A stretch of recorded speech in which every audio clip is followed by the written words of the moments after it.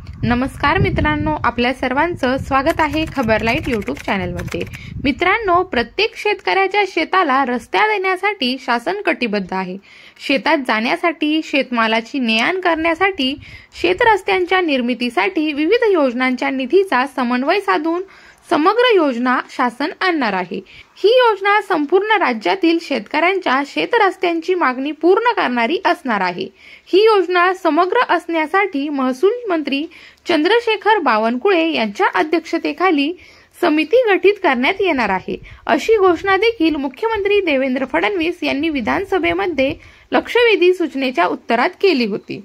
मुख्यमंत्री देवेंद्र फडणवीस यांनी सांगितले की शेतरस्त्यांच्या समग्र योजनांबाबत गठीत समिती 1 महिन्याच्या आत शासनाला उपाययोजनांचा अहवाल सादर करेल।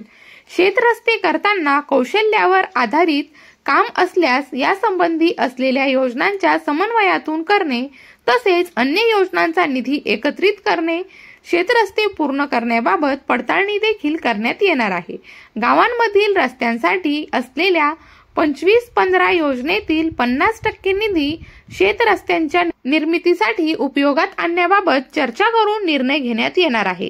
या सूचनेच्या उत्तरात महसूल मंत्री चंद्रशेखर बावनकुळे म्हणाले, शेतरस्त्यांच्या प्रकरणामध्ये अपील उपविभागीय अधिकाऱ्यांपर्यंत संपवण्याची व्यवस्था निर्माण करण्यात येईल। वाटप पत्रात शेतकऱ्यांचा समावेश करणे, शेतरस्त्यांच्या अडचणी सोडवण्यासाठी लोक अदालतीत घेणे, रस्त्यांचे सपाटीकरण करणे, चालू वहिवाट, रस्त्यांचे सर्वेक्षण, गाव नकाशात हे रस्ते घेण्याबाबत कार्यवाही करण्यात येईल।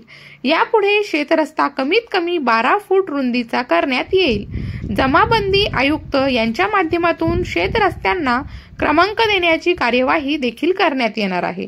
शेतरस्ते निर्मितीबाबत रोजगार हमी योजना, ग्रामीण विकास व महसूल विभाग यांच्याशी चर्चा करून स्वतंत्र लेखाशीर्ष निर्माण करण्याबाबत पडताळणी करण्यात येणार आहे। कालबद्ध कार्यक्रम राबवून शेतरस्ते पूर्ण करण्यात येतील, असे देखील महसूल मंत्री श्री चंद्रशेखर बावनकुळे यांनी सांगितले आहे।